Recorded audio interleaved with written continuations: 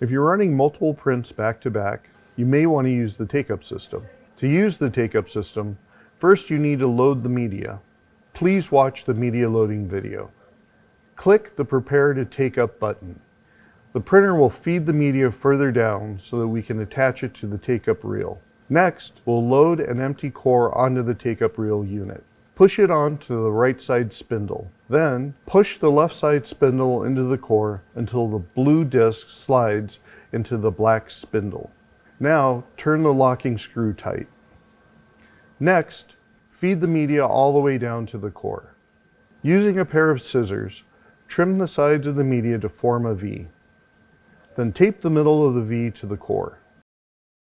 Next, lower the dancer bar so that it is resting against the media. Now, we will choose the proper setting on the take-up reel. There are two switches, auto and manual. We need to switch the auto side to either inside wind or outside wind. For this one, we'll choose outside wind. Now, we will feed the media and the take-up unit will automatically wind. Now click the Complete button.